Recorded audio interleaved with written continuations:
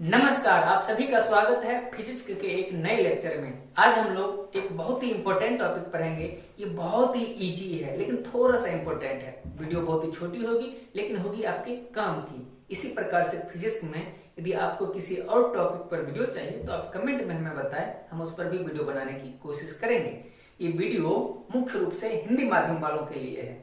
तो आज जो हम लोग पढ़ेंगे ये क्लास 12th का ऑप्टिक्स पार्ट का एक छोटा सा टॉपिक है जो कि बहुत ही शानदार टॉपिक है। आवर्धन, आवर्धन क्षमता, मैग्निफिकेशन और मैग्नीफाइंग पावर। अक्सर लोग इन दोनों में कंफ्यूज हो जाता है। मैग्निफिकेशन क्या है, मैग्नीफाइंग पावर क्या है, तो इन दोनों को हम लोग थोड़ा सा स्पष्ट करते हैं। तो क्या देखेंगे हम लोग आज? सबसे पहले मैग्निफिकेशन एंड मैग्नीफाइंग पावर, आवर्धन और आवर्धन क्षमता में अंतर, इन दोनों को समझेंगे। तो सबसे पहले हम लोग क्या करते हैं, आवर्धन का डिफिनेशन देख लेते हैं। आवर्धन का पहले डिफिनेशन देख लेते हैं। आवर्धन, आवर्धन का परिभाषा क्या होता है आप लोगों को पता होगी, क्या है कि 10th क्लास में भी आवर्धन, आवर्धन की परिभाषा है ना 10th क्लास में। मैग्निफिकेशन की डेफिनेशन, प्रतिबिंब की ऊंचाई, समझ पा रहे हैं ना, प्रतिबिंब की ऊंचाई और वस्तु की ऊंचाई के अनुपात को, प्रतिबिंब की ऊंचाई और वस्तु की ऊंचाई के अनुपात को आवर्धन कहते हैं। तो क्या डेफिनेशन था इसका? प्रतिबिंब की ऊंचाई और वस्तु की ऊंचाई के अनुपात को, ठीक। और फॉर्मूला से भी समझ सकते हैं, इसका फॉर्मूला, फॉर्मूला में स्पष्ट रूप से दिख रहा होगा। ये एच आई है क्या? प्रतिबिंब की ऊंचाई। एच आई क्या है? प्रतिबिंब की ऊंचाई। और ये एच ओ क्या है? वस्तु की ऊंचाई।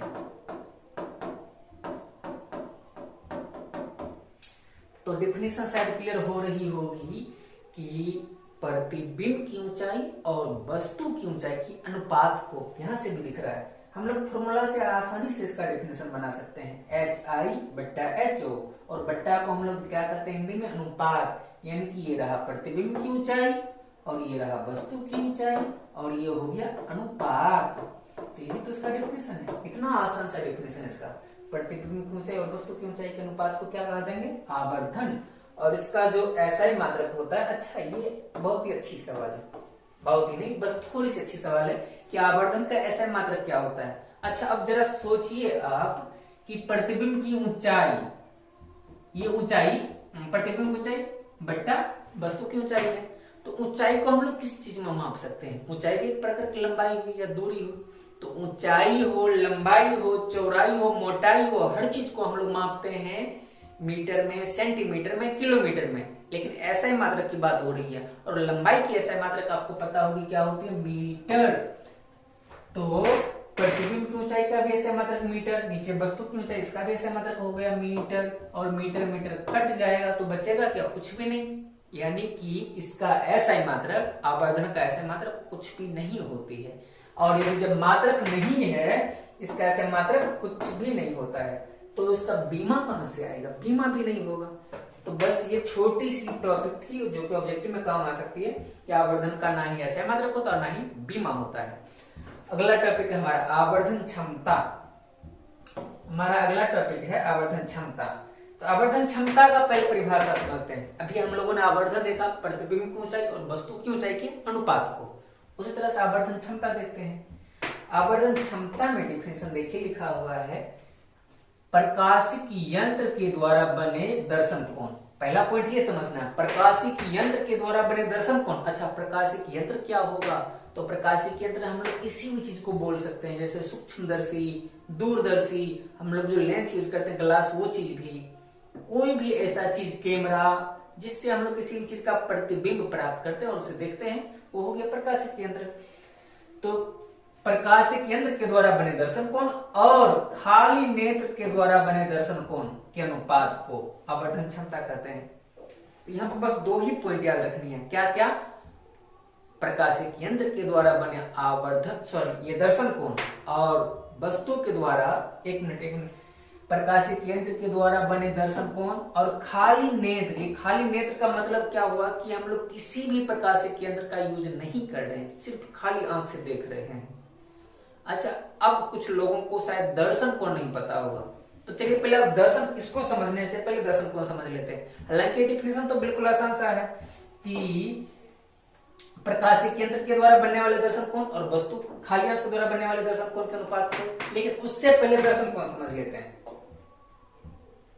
क्योंकि दर्शन कोण के बिना काम नहीं चलेगा। तो ये हमारा दर्शन कोण तैयार है। अब दर्शन कोण को समझते हुए एक्चुअल में होता क्या है। दर्शन कोण विजुअल एंगल, दर्शन कोण क्या है। तो पहले इसका परिभाषा लिखा हुआ है, किसी वस्तु के द्वारा नेत्र पर बनाए गए कोण को दर्शन कोण कहते हैं। कोई भी वस्तु है वो हमारी नेत्र पर, हमारी आंख पर जो एंगल बनाता है उसी को क्या कहेंगे, दर्शन कोण। एक एग्जाम्पल से समझते हैं। मान लेते हैं कि ये एक वस्तु है ए बी, एक वस्तु है ए बी, और हम लोग इसको देख रहे हैं, यहां से देख रहे हैं, हमारी आंखें हैं, ये हमारी आंख है। हम लोग इस वस्तु को यहां से देख रहे हैं। तो इस वस्तु का दोनों सिरा, ये ए और बी, हमारी आंख पर एक एंगल बनाएगा ना, बनाएगा। ये बात सब लोगों को समझ में आ रही है कि ये ए और बी, इन दोनों का सिरा हमारी आंखों पर कुछ ना कुछ एंगल जरूर बनाएगा। तो खींच के दिखाते हैं, ये इस प्रकार से एंगल बनाएगा। ये एंगल दिख रहा है ना सबको। एंगल हम लोग मान लेते, कुछ थीटा मान लेते हैं। ये वस्तु ए बी वस्तु है, वस्तु की ऊंचाई है। तो ये वस्तु हमारी आंखों पर एक एंगल बना रहा है। समझ में आ रहा है ना। डिफिनेशन बिल्कुल यही, ये जो थीटा बन गया यही तो है दर्शन कोण, यही दर्शन कोण है। किसी वस्तु के द्वारा हमारी आंख पर जो कोण बनता है, किसी वस्तु के द्वारा हमारी आंखों पर जो एंगल बनता है, जो कोण बनता है, वही हो गया दर्शन कोण। इतनी छोटी सी डिफिनेशन है, बस आपको समझ के रखना है। कोई भी वस्तु, हम लोग किसी भी चीज को देख रहे हैं, वो हमारी आंखों पर एक एंगल क्रिएट करता है, करेगा नहीं, ये समझिए ना। ये ए और बी इस प्रकार से वस्तु रहेगा तो ये बिल्कुल हमारी आंखों पर इस प्रकार से एंगल क्रिएट करेगा। चलो मान लेते हैं कि ये फिर से हमारा आंख बन गया और यहाँ इतना बड़ा वस्तु है, इसका नाम कुछ भी रख देते हैं, सी डी नाम रख देते। सी डी इतना बड़ा वस्तु है, तो क्या ये हमारी आंखों पर दर्शन कोण नहीं बनाएगा? बनाएगा, बिल्कुल बनाएगा। कैसे? तो ये तो स्पष्ट रूप से दिख रहा होगा, ये इस प्रकार से एंगल बनाया। ये जो एंगल बना इतना बड़ा सा, यही तो हो गया हमारा दर्शन कोण। तो दर्शन कोण समझ में आ गई होगी। किसी भी वस्तु के द्वारा, दुनिया में कोई भी वस्तु जिसको हम लोग देख रहे हैं, उस वस्तु का दोनों किनारा, दोनों छोर, दोनों शीर्ष हमारी आंखों पर एक एंगल बनाएगा। इस प्रकार से ये हमारी आंखें इस प्रकार से आएगा और हमारी आंखों पर एक एंगल बनाएगा। उस एंगल को कहते हैं दर्शन कोण। तो क्लियर है ना। फिर अब हम लोग बैक जाएंगे आवर्धन क्षमता को समझने के लिए, क्योंकि उसमें दर्शन कोण का इस्तेमाल था। अच्छा, दर्शन कोण के रिलेटेड कुछ और इंपॉर्टेंट पॉइंट, नोट्स। दर्शन कोण के रिलेटेड नोट समझिए थोड़ा सा। दर्शन कोण बड़ा हो, समझ पा रहे हैं ना, दर्शन कोण बड़ा होगा तो प्रतिबिंब भी बड़ा दिखेगा।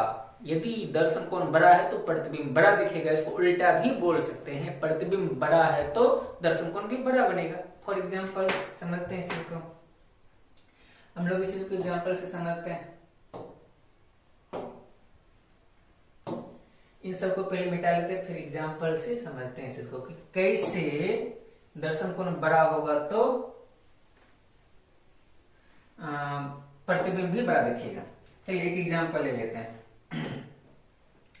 मान लेते हैं कि हमारा आंख यहाँ, हम लोग यहाँ पर खड़ा होकर के किसी भी वस्तु को देख रहे हैं। हम लोग यहाँ पर खड़े हैं इस प्रकार से, और मान लीजिए कि हमसे कुछ दूरी पे, मान लेते कुछ x दूरी पे, ये x दूरी पर एक वस्तु है, यहाँ पर एक वस्तु है ए बी एक वस्तु है। तो ये हमारी आंखों पर कौन बनाएगा?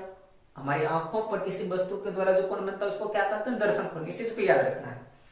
तो ये इस प्रकार से एंगल बनाएगा ना, इस प्रकार से। तो कितना एंगल होगी? थीटा एंगल मान लेते हैं, थीटा 1 मान लीजिए, और भी एंगल लेंगे। ये बात समझ में आ रही है कि ये वस्तु ए बी हमारी आंखों पर थीटा 1 एंगल बनाए, तो दर्शन कोण हो गया।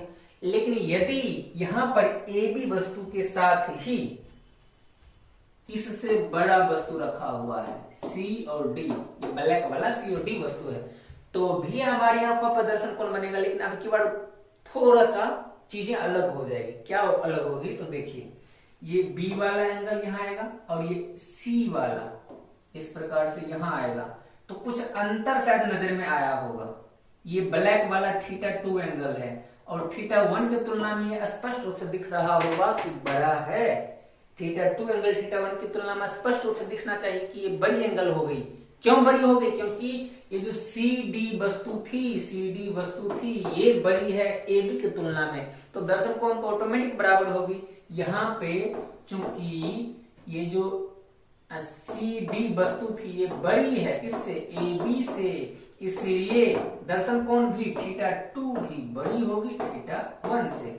ये ऑब्जेक्टिव में आती है, ये स्टेट बोर्ड में ऑब्जेक्टिव में आती है कि यदि दर्शन कोण बड़ा तो प्रतिबिंब कैसा बड़ा, प्रतिबिंब बड़ा दर्शन कोण भी बड़ा। अच्छा इसका जस्ट उल्टा, प्रतिबिंब छोटा तो दर्शन कोण भी छोटा, अच्छा दर्शन कोण छोटा तो प्रतिबिंब भी छोटा, बस वही चीजें यहाँ पे लिखी हुई है। तो यदि किसी भी चीज को आप लोग देखते हैं तो इसका स्क्रीनशॉट जरूर से जरूर कर लिया कीजिए। तो दर्शन कोण यहाँ पे लिखा, दर्शन कोण बड़ा हो तो प्रतिबिंब भी बड़ा दिखेगा, और दर्शन कोण छोटा हो तो प्रतिबिंब भी छोटा दिखेगा। क्लियर है ना, यहाँ से हम लोग समझ सकते हैं।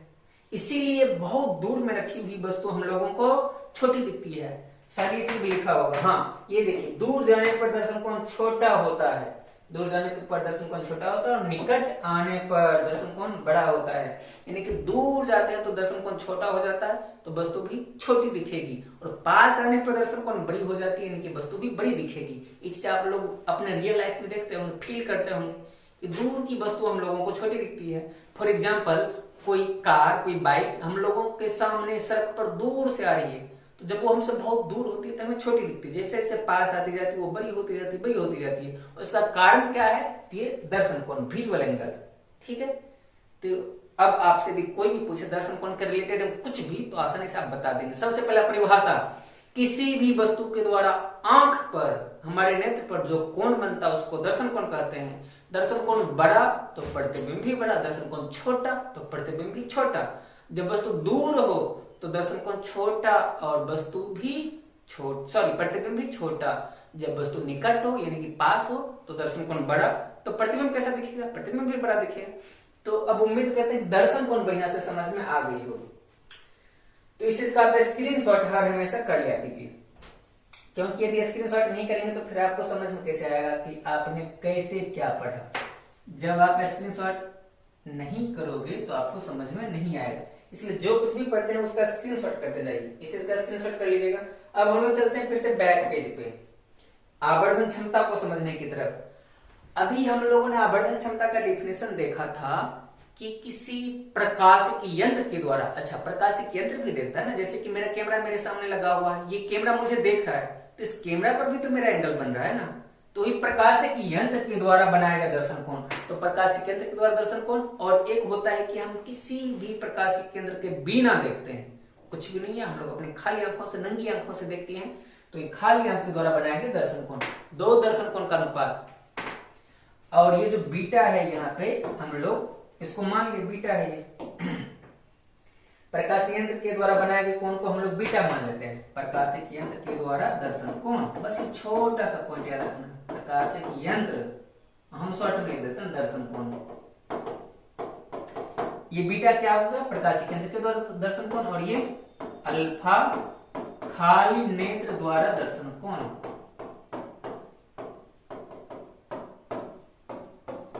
तो इसका डेफिनेशन याद रखने में बिल्कुल परेशानी नहीं, बस दो ही बात तो याद रखना है। क्या क्या याद रखना है, प्रकाशिक यंत्र के द्वारा दर्शन कोण, प्रकाशिक यंत्र के द्वारा दर्शन कोण, और खाली आंख, नंगी आंखें, यानी कि किसी भी चीज के बिना खाली आंख से जब हम लोग देखते हैं, प्रकाशिक यंत्र के द्वारा बनाए गए दर्शन कोण और खाली आंख के द्वारा बनाए गए दर्शन कोण के अनुपात बट्टा को ही क्या करते हैं, आवर्धन क्षमता। अच्छा इसमें बस अब शायद दिख रहा होगा दोनों में अंतर क्या है, आवर्धन और आवर्धन क्षमता में। आवर्धन में हम लोग बोलेंगे प्रतिबिंब की ऊंचाई और वस्तु की ऊंचाई के अनुपात को, इसमें प्रकाशिक यंत्र के द्वारा बनाए गए दर्शन कोण और खाली आंख के द्वारा बनाए गए दर्शन कोण के अनुपात को। तो स्पष्ट अंतर दिख रहा होगा कि इसमें ऊंचाई का अनुपात होता है और इसमें एंगल, कोण का अनुपात होता है, इसीलिए इसको हम लोग कोणीय आवर्धन भी कहते हैं। इसको हम लोग कोणीय आवर्धन भी कहते हैं, कोणीय आवर्धन।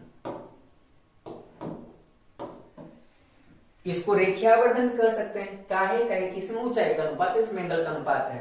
तो यदि अब आपसे कोई भी पूछे कि आवर्धन और आवर्धन क्षमता में क्या अंतर है, तो इसमें सिंपल सा अंतर है कि आवर्धन ऊंचाई का अनुपात और आवर्धन क्षमता कोण का अनुपात। अच्छा कोण क्या क्या, एक बार बता दीजिए। कोण प्रकाशिक यंत्र के द्वारा बनाए गए दर्शन कोण और खाली नेत्र के द्वारा बनाए गए दर्शन कोण। तो आज का क्लास में हम लोग बस इसी दोनों चीज को समझना था क्या क्या, आवर्धन और आवर्धन क्षमता। तो शायद आप अच्छी तरीके से समझ गए होंगे। यदि आपको ये वीडियो काम की लगती है तो अपने दोस्तों से भी जरूर शेयर करें और हाँ, चैनल को जरूर सब्सक्राइब कर दें। आज के लिए इतना ही, मिलते हैं अगले क्लास में, तब तक के लिए धन्यवाद। लेकिन आप इसका स्क्रीनशॉट जरूर कर लें।